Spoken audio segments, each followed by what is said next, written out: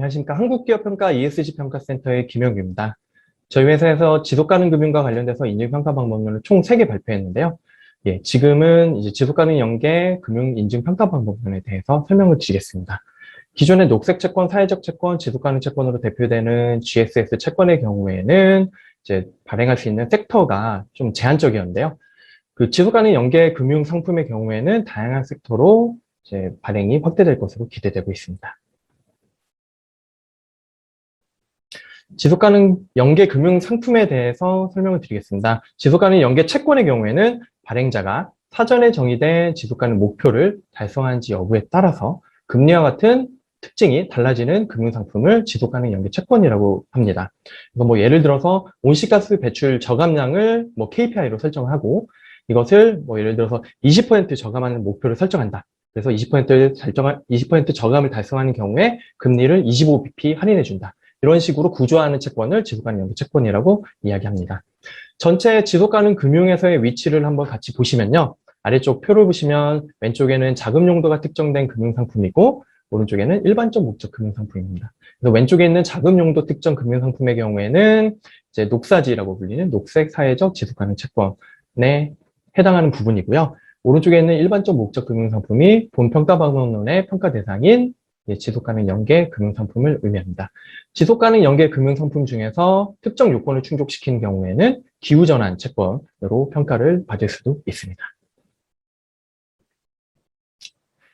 지속가능 연계 금융상품의 주요 특징에 대해서 설명드리겠습니다. 지속가능 연계 금융상품의 평가 대상은 지속가능 목표 달성 여부에 따라서 재무적 특성이 변화하는 금융상품이라고 한다면 금융상품의 형태와 무관하게 평가가 가능합니다. 그래서 채권, 펀드, 대출 등 이제 모든 종류의 금융상품의 평가가 가능하다고 보시면 될 것 같고요. 평가 대상 목적 분야의 경우에는 환경, 사회적, 지배 구조로 분류할 수 있습니다. 이게 일반적인 GSS 채권이랑 약간 다른 부분인데 GSS 채권의 경우에는 환경과 사회적 분야로 이제 국한되어 있는 반면에 그 지속가능 연계 금융상품의 경우에는 지배구조까지 포함을 하고 있습니다. 이론적으로는. 그러나 이제 해외 발행 사례를 보게 되면은 환경 분야가 대략적으로 90% 정도의 비중을 차지하고 있고요. 사회적 분야가 10% 정도를 차지하고 있습니다. 그리고 지배구조 분야의 경우에는 이론상으로 가능하지만 실제 발행 사례는 거의 없는 것으로 파악되고 있습니다. 지속가능 연계 금융상품의 평가 유형에 대해서 설명드리겠습니다. 지속가능 연계 금융상품의 평가는 평가 시점에 따라서 발행 전 평가와 발행 후 평가로 나눌 수가 있고요. 발행 전 평가의 경우에는 발행 전에 신규로 등급을 부여하는 본평가가 존재합니다. 그리고 발행 후 평가의 경우에는 등급의 유효기간 동안 정기적으로 등급의 변경 여부를 결정하는 정기평가와 그 정기평가 기간이 아님에도 불구하고 발행사에서 특정 이벤트가 발생했을 때 등급의 조정 가능성에 대한 검토를 하게 되는 수시평가. 크게 두 가지로 나눌 수가 있습니다. 지속가능 연계 금융상품의 주요 평가 요소에 대해서 설명드리겠습니다. ICMA 가이드라인에서 제시하는 5가지 요소를 저희 회사 평가 방법론상 주요 평가 요소로 설정하고 있습니다. 그래서 첫 번째로는 핵심 성과 지표 선정 부분입니다. 흔히 일반적으로 KPI라고 부르는데요. KPI가 발행사의 지속가능 목표와 일관성이 있는지, 그리고 신뢰성 있게 측정이 가능한지 등을 이제 평가 요소로 산정하고 있고요. 두 번째로는 지속가능성 성과 목표의 측정 부분입니다. 그래서 예를 들어서 KPI를 온실가스 배출량을 설정했을 때 이 KPI 온실가스 배출량을 얼마나 의욕을 가지고서 저감 목표를 설정하는지에 대한 평가 부분입니다. 그래서 그 다음에는 채권 특성, 보고, 검증과 관련된 내용인데 이 내용들은 이제 프로세스와 관련된 내용이기 때문에 한 번씩 보시면 이해가 가능하실 거라고 보이고요. 그 다음에는 이제 GSS 채권과 기존에 발행하고 있던 이제 GSS 채권과 지속가능 연계 채권의 비교를 설명드리도록 하겠습니다. 일단 GSS 금융상품의 경우에는 GBP나 이제 녹색 채권 분류 체계의 적격한 활동으로 자금 사용처가 제한되어 있었죠. 하지만 지속가능 연계 금융상품의 경우에는 자금 사용처가 제한되어 있지 않습니다. 그리고 금리 등 금융조건 측면에서도 일정 부분 차이가 존재하는데요.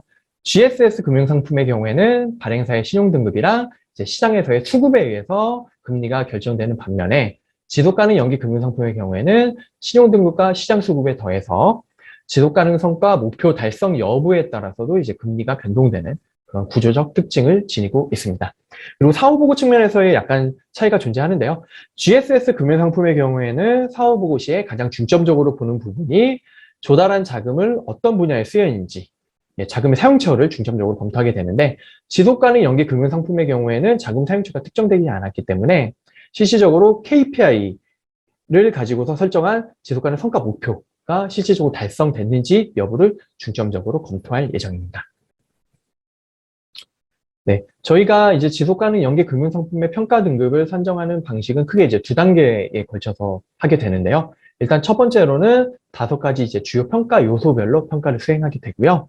2단계에서는 5가지 평가 요소 중에서 제일 중요한 핵심 성과 지표 선정과 지속 가능성 성과 목표 측정, 이 2가지 요소의 세부 등급을 매트릭스 구조로 적용해서 최종 평가 등급을 산정하게 됩니다. 네. 그래서 최종적으로 나오게 되는 등급은 크게 3가지로 구분이 되고요. 부합하는 경우에 한해서. 이 경우는 부합 정도에 따라서 탁월, 우수, 양호 이렇게 3등급으로 부여할 예정입니다. 네, 구체적으로 2단계에 걸쳐서 이제 평가 등급을 산정하게 되는 방식에 대해서 설명을 드리도록 하겠습니다. 첫 번째로 1단계 주요 평가 요소별 평가 방법에 대해서 설명을 드리겠습니다. 네.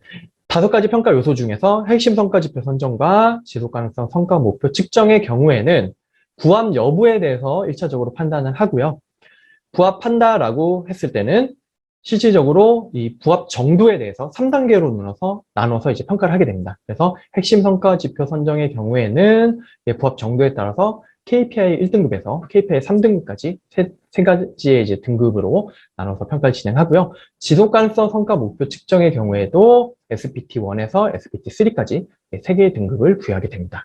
그 다음에 채권의 특성, 보고, 검증, 이 나머지 3개 요소의 경우에는 부합 여부에 대해서만 저희가 평가를 진행하고요. 만약에 부합하지 않는다라고 했을 때는 이 채권에 대해서 채권 전체에 대해서 미부합 의견을 제시하게 되고요.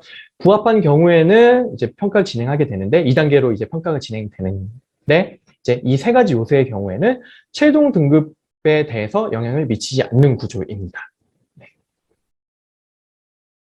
네, 2단계 최종 등급 산정 방식에 대해서 설명드리겠습니다. 아래쪽에 표를 보시면 왼쪽에 보시면 지속 가능성 성과 목표 측정에 대한 등급을 이제 표현하고 있습니다. 그래서 SPT1부터 3까지 등급이 부여가 되고요.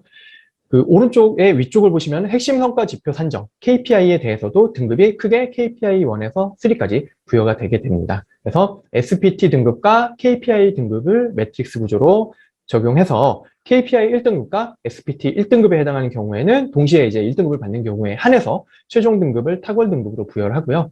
KPI 2등급, SPT 2등급 또는 KPI 2등급, SPT 1등급과 같은 경우에는 이제 우수 등급으로 최종 등급을 산정하고 KPI 3등급, SPT 1등급 등과 같은 경우에는 양호의 등급으로 최종 등급을 부여할 예정입니다. 네, 전에 말씀드렸다시피 이제 나머지 3개 요소, 채권의 특성, 보고, 검증의 경우에는 부합한 경우에 한해서 이제 그 최종 등급에는 별도의 영향을 주지 않습니다. 네, 국내 해외에서는 지금 가장 성장성이 높은 지속가능 금융상품이 사실은 지속가능 연계 채권입니다. 그럼에도 불구하고 아직까지 국내에서는 발행 사례가 거의 없는데요. 특히 원화채의 경우에는 전무하다시피 한데, 그래서 이제 이 개념에 대해서 조금 낯서실 것 같아가지고 제가 지속가능 연계 채권의 KPI의 예시에 대해서 설명을 드리도록 하겠습니다. KPI의 경우에는 크게 3가지로 나눌 수가 있는데요. 환경 분야, 사회 분야, 그리고 지배구조 및 기타 분야 이렇게 3가지로 나눌 수가 있습니다. 환경 분야의 경우에는 에너지 효율, 온실가스 배출량, 폐기물 처리량, 재생에너지 사용량, 투자원 소비량과 같은 지표들을 KPI로서 활용할 수 있고요. 사회적 분야의 경우에는 적정 가격 주택 공급량, 데이터 보안 준수 여부, 그리고 직원 건강 및 참여도에 대한 부분, 그리고 마지막으로 직원 교육과 관련된 내용들도 사회적 분야로서 사용할 수 있습니다. 그리고 마지막 지배구조 및 기타 분야가 조금 특이한 부분이 존재하는데요. 맨 아래줄 보시면 ESG 평가 부분이 있습니다. 여기에서 말하는 ESG 평가는 일반적으로 이야기하는 ESG 레이팅, 대신 지배구조 연구소나 이제 한국기업지배구조연구원에서 수행하고 있는 회사 자체에 대한 ESG 등급을 의미하는 겁니다. 그래서 회사 자체에 대한 ESG 등급을 신규로 획득하거나 아니면 기존에 있던 등급을 뭐 올리는 그런 조건들을 KPI로 해서 발행한 사례들도 존재합니다. 네. 6번째로는 지속가능 연계채권의 발행 사례인데요.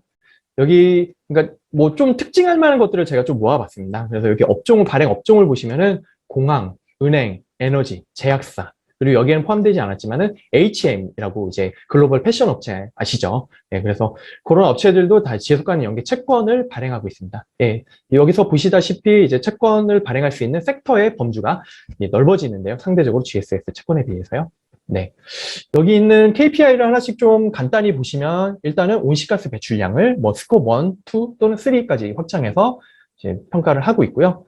그리고 특이한 점은 인종과 민족의 다양성, 그리고 여성 이사진의 비율, 그리고 특정 약품을 통한 연간 치료 환자 수와 같은 특이한 KPI들을 사용하고 있는 모습을 보실 수 있습니다.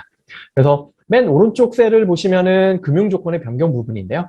KPI당 설정되어 있는 SPT, 지속가능 성과 목표의 달성 여부에 따라서 일반적으로 금리가 변동되는 폭은 통상적으로는 이제 뭐 조금 다르긴 하지만 이제 제일 많은 경우로 관측된 게 25bp 정도입니다. 그래서 12.5bp로 하는 경우도 있고 25bp 또는 37.5bp, 50bp와 같은 형태로 이제 금리가 변동되는 모습을 관찰할 수 있습니다. 네, 그래서 여기까지 저희 회사에서 발표한 지속가능 금융과 관련된 평가 방법론 3가지 중에서 지속가능 연계 금융 상품의 인증 평가 방법론에 대해서 설명드렸습니다. 감사합니다.